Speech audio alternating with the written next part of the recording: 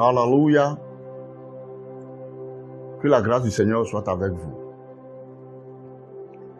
Nous sommes arrivés à un niveau de notre étude assez important. Donc, je voudrais que tu fasses attention au message que Dieu veut te transmettre. Donc, ne fais pas trop attention aux erreurs grammaticales. Franchement, je ne peux pas prétendre être parfait dans les langues que je parle, y compris ma langue maternelle. C'est pourquoi tu ne vas pas bénéficier si tu veux payer attention aux erreurs grammaticales. Souvenons-nous que le thème de notre étude est connaître son identité en Christ. Connaître son identité en Christ. La semaine dernière, nous avions vu que personne ne va être justifié par les œuvres de la loi. Et que nous sommes justifiés par notre foi en Christ seulement. C'est ce que la Bible dit. Et je voudrais que nous continuions à partir du verset où nous avions conclu la semaine dernière, à savoir Romains chapitre 3, verset 20. Donc nous commençons par Romains chapitre 3, verset 20. Et je lis.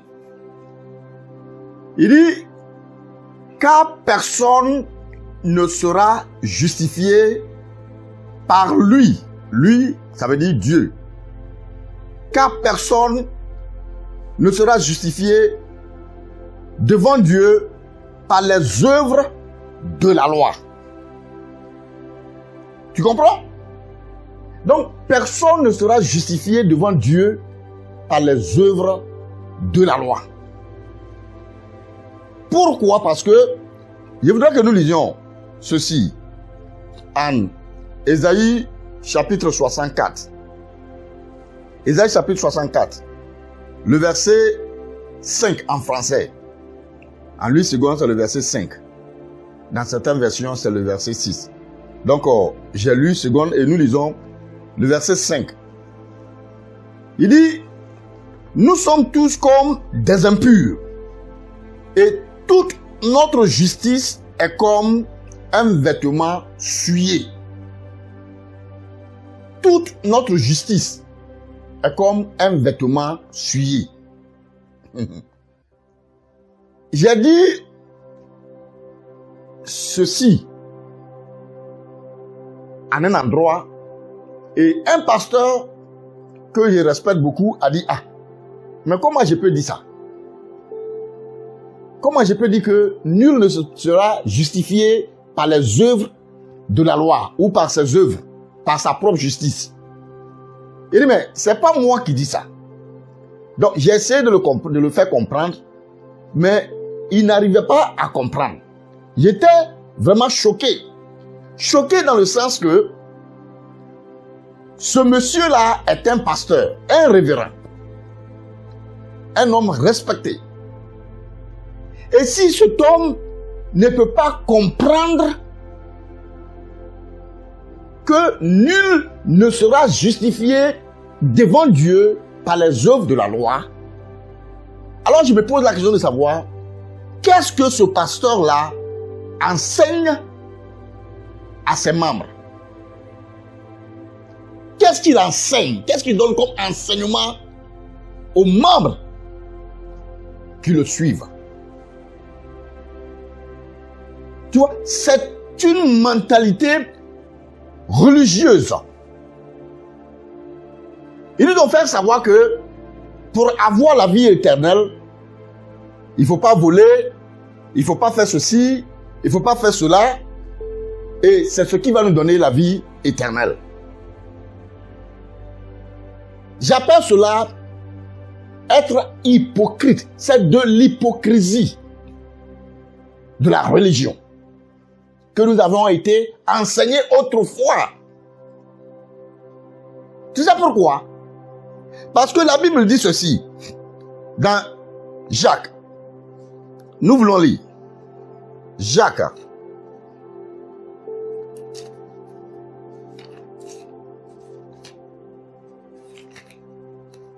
Jacques, chapitre 2. Nous lisons le verset 10 et le verset 11. Écoute ceci. Il dit, car quiconque observe toute la loi,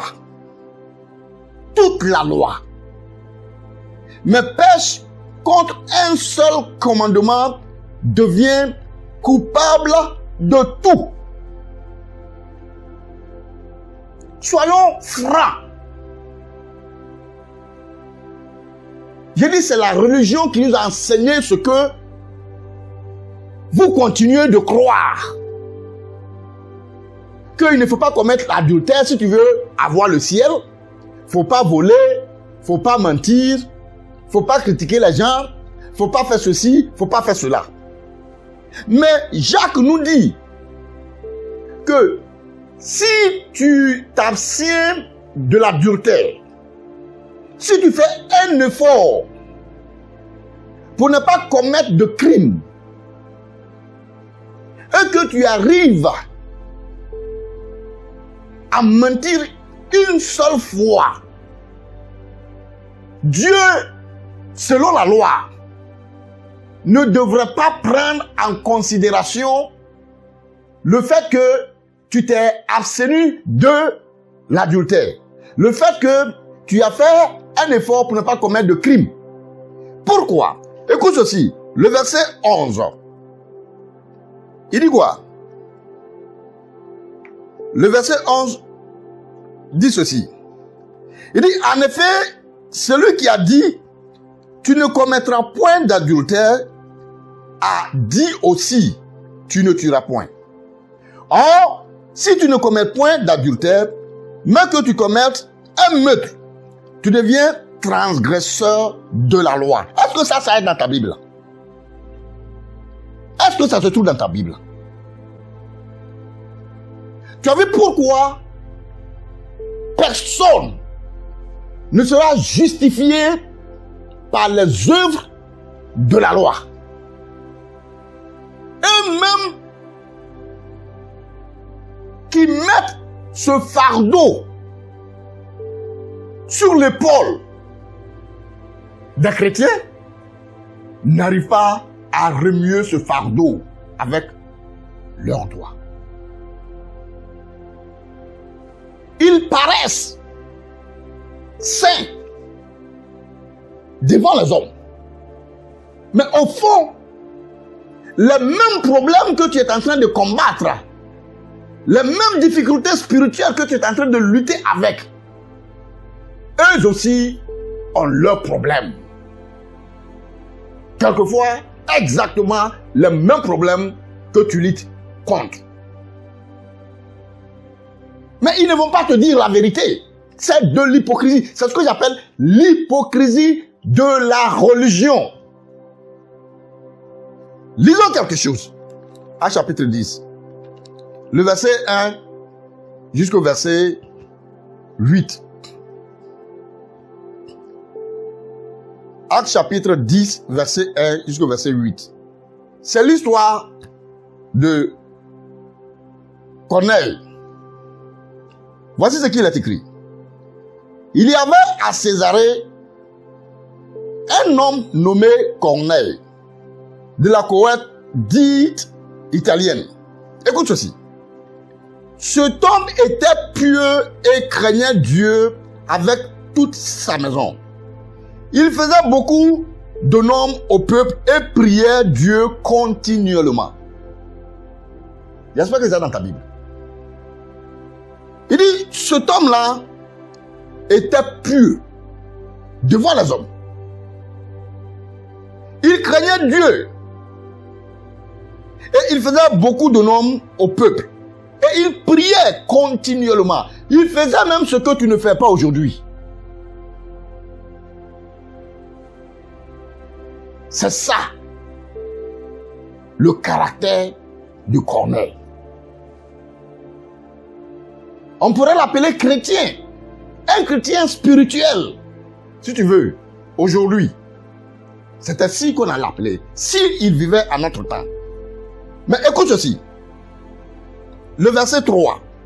Il dit, vers la 9e heure du jour, il, c'est-à-dire Corneille, vit clairement dans une vision un ange de Dieu qui entra chez lui et qui lui dit, Corneille. Les regards fixés sur lui et saisi d'effroi, il répondit, qu'est-ce, Seigneur? Et l'ange lui dit, tes prières et tes aumônes sont montées devant Dieu et il s'en est souvenu. Il n'a pas dit que tes prières et tes aumônes sont montées devant Dieu et il te donne le salut ou la vie éternelle. Dieu se souvient. Oh, oh, oh, oh. Alléluia. Quelqu'un me posait la question de savoir, mais est-ce à dire qu'on ne doit plus faire de bien? Non. C'est pas ce que j'ai dit. Avec le temps, tu comprendras exactement ce que j'ai dit. Tu vois? Donc, c'est bien sa crainte de Dieu, ces aumônes qu'il faisait, ne lui ont pas offert la vie éternelle. Cela ne lui a pas procuré la vie éternelle. Maintenant, la Bible dit que Dieu s'est seulement souvenu de tout ce qu'il avait fait. Et verset 5 dit, envoie maintenant des hommes à Joppé et fais venir Simon, surnommé Pierre. Il est logé chez un certain Simon Corroyeur dans la maison qui est près de la mer. Tu comprends ça? Pourquoi Dieu demande à Corneille d'envoyer des gens pour aller chercher Pierre? Parce qu'il n'avait pas encore la vie éternelle. Il ne connaissait pas encore la voie du salut. Il était religieux comme tu es aujourd'hui. Il pensait qu'à ne pas commettre d'adultère, en priant, en jeûnant, en faisant le bien, il pourrait avoir la vie éternelle. Mais non. Nul ne sera justifié devant Dieu par les œuvres de la loi. Nul ne sera justifié devant Dieu par la pratique des commandements.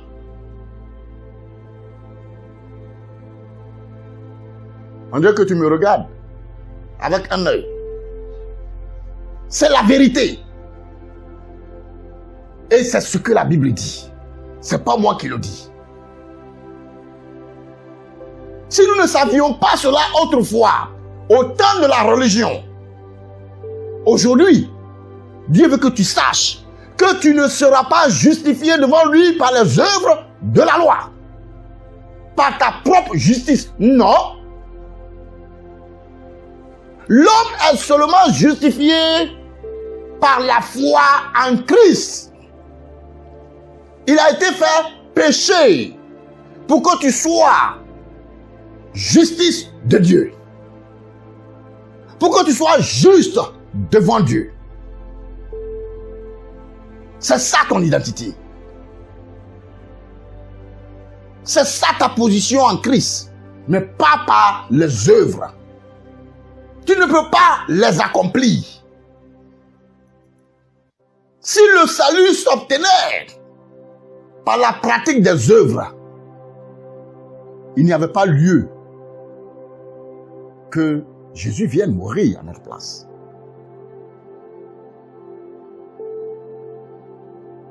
Donc Dieu envoie maintenant Corneille pour aller chercher Pierre.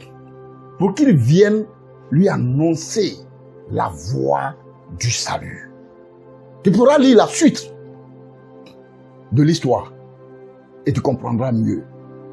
Quand Pierre vint chez Corneille, il lui présente la voie du salut. Et alors, Corneille accepte Christ comme son seul sauveur. Comme celui qui est mort à sa place. Comme celui qui est mort pour ses péchés. Afin qu'il soit justifié devant le Seigneur.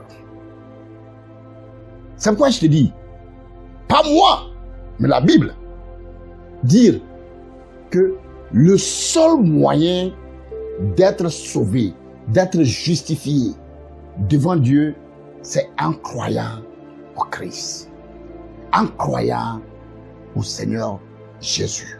C'est ce que la Bible dit. Et cet homme-là, dont je parlais, ce pasteur-là, me pose la question de savoir, je ne sais pas si c'est une question, au fait, mais son problème c'est que, si vraiment l'homme est justifié seulement en croyant au Seigneur Jésus, pourquoi donc la Bible parle du jugement dernier? Ou alors, je ne crois pas au jugement dernier. Et je lui ai dit que, je n'ai pas dit que je ne crois pas au jugement dernier. Mais si tu penses que l'homme doit attendre au dernier jour pour pouvoir savoir si il est sauvé ou pas, ça veut dire que tu n'as pas encore compris l'évangile. Tu vois, quand on lit la Bible, la religion a créé l'impression que au dernier jour, comme Matthieu le dit, on va se présenter devant le Seigneur, il va séparer les brebis d'avec les boucs. Et c'est ça le dernier jugement. Ou alors, il va avoir un livre ouvert. Et le Seigneur va nous appeler chacun, un à un, pour nous juger. C'est ce qu'on pense. Si tu as fait le bien, alors tu vas au ciel. Si tu as fait le mal, tu vas en enfer. Il dit, si tu n'as pas cru au Seigneur Jésus, tu es déjà dans l'enfer.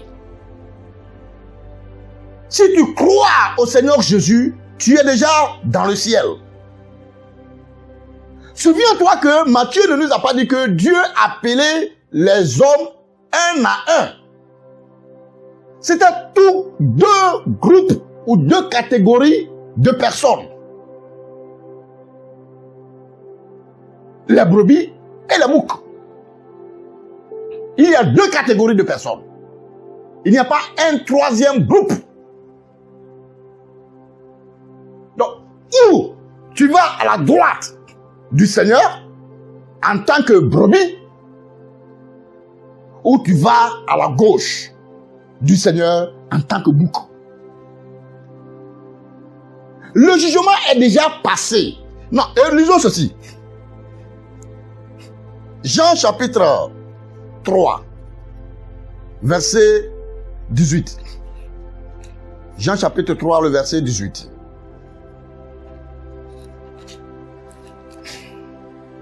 Jean 3, 18. Il dit, celui qui croit en lui, Jésus, celui qui croit en Jésus n'est point jugé. Est-ce que ça est dans ta Bible? Celui qui croit en Jésus n'est point jugé. Mais celui qui ne croit pas est déjà jugé.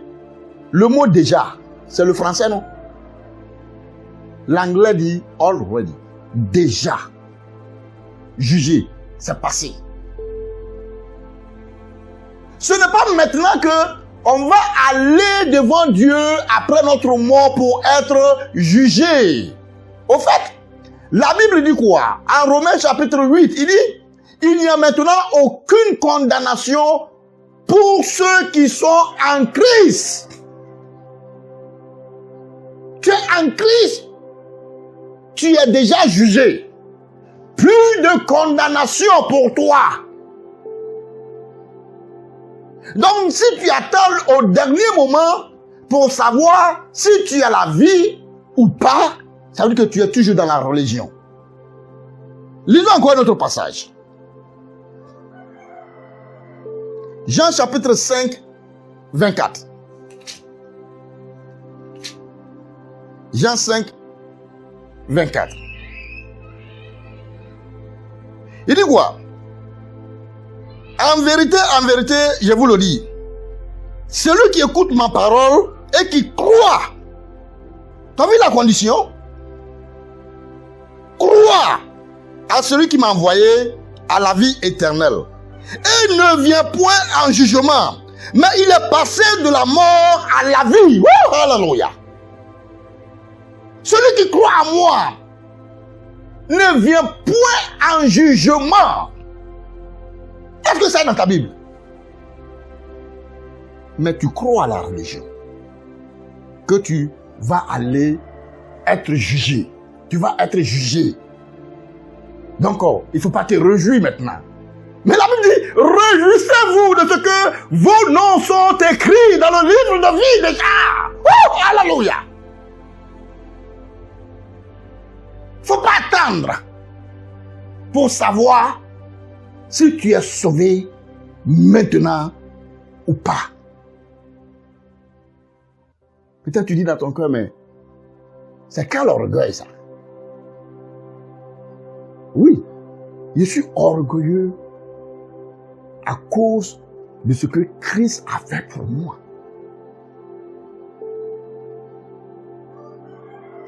S'il s'agissait de moi, je ne serais pas digne, malgré mes œuvres, malgré mes bonnes œuvres, parce que Dieu les aurait vues comme étant comme un vêtement souillé.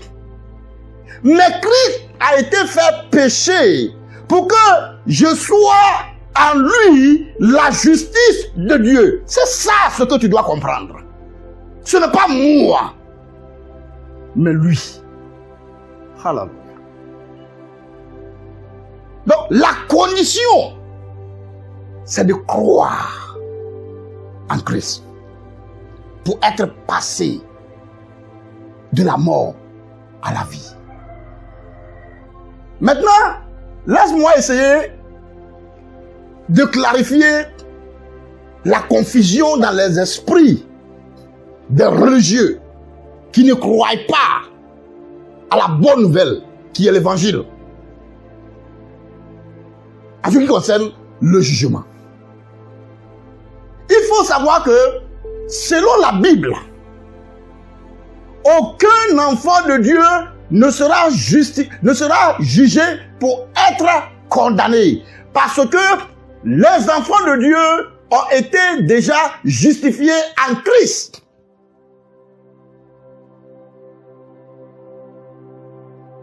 Néanmoins, ils seront jugés. Pourquoi? Est-ce que je suis en train de me contredire? Pas du tout. C'est là ta confusion. Quand la Bible parle de jugement, il faut chercher à comprendre la pensée de Dieu au travers de la Bible. Tu vas être jugé, mais pas pour être condamné. Tu vas être jugé pour être récompensé selon ton œuvre.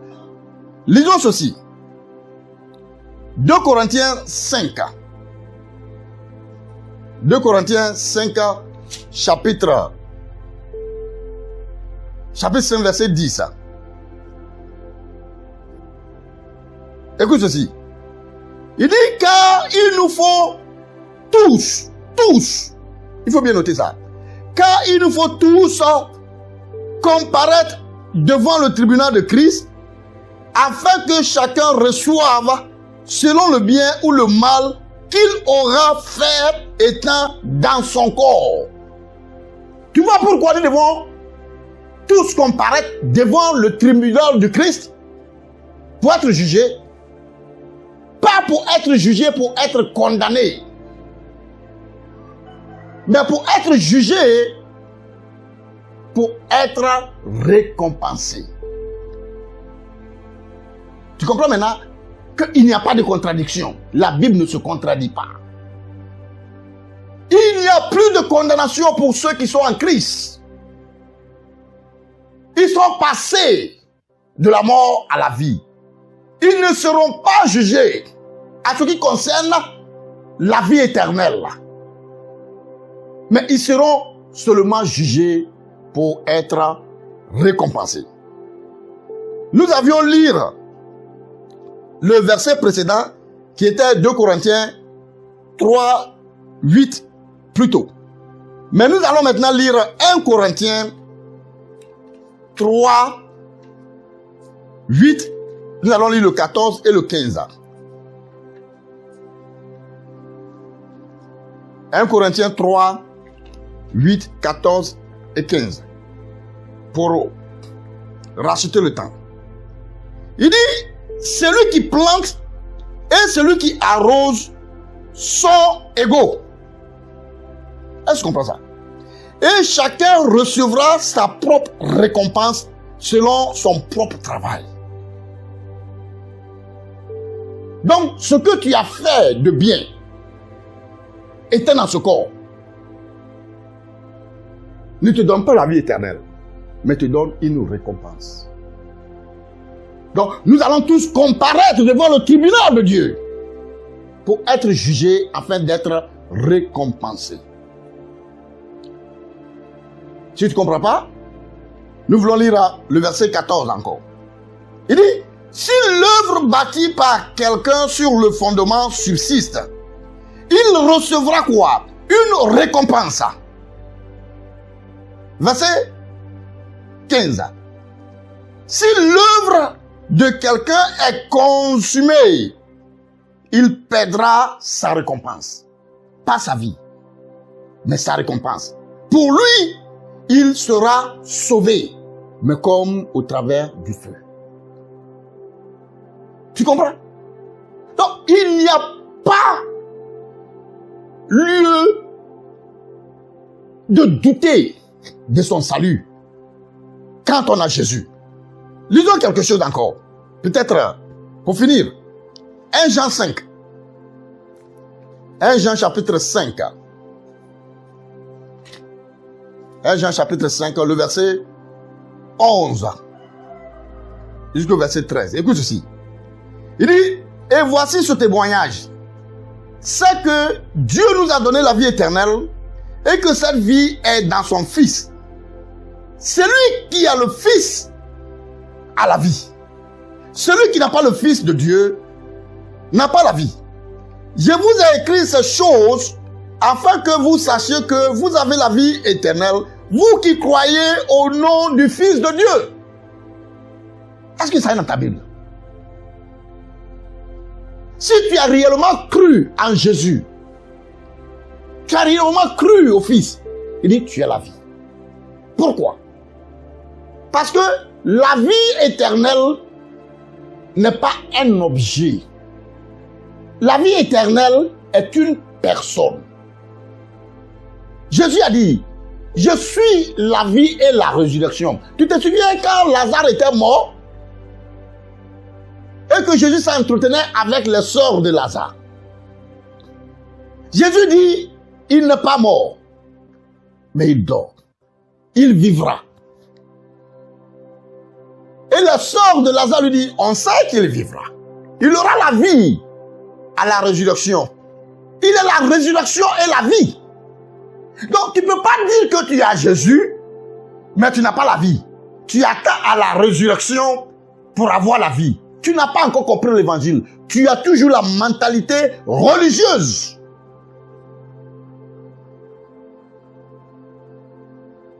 L'évangile, c'est ça. La seule condition, c'est de croire en Jésus, à l'œuvre rédemptrice accomplie par Jésus. Et en croyant en Jésus, tu peux te rassurer que tu as la vie. Parce que Jésus, c'est la vie. Peut-être que tu te poses l'action de savoir, est-ce à dire que on peut vivre n'importe comment? On peut vivre comme on le veut. On peut ne pas faire le bien. Parce qu'on a la vie. Je te donne 2 versets pour que tu médites là-dessus. Et la semaine prochaine, ces versets vont répondre à cette question. J'espère que, avant que nous nous retrouvions la semaine prochaine, tu aurais déjà la réponse à la question que tu poses. D'abord, Romains chapitre 6, verset 1 à 4. Romains chapitre 6, verset 1 à 4. Et Éphésiens chapitre 2, verset 8 à 10. Que le Seigneur vous bénisse. Et à la semaine prochaine.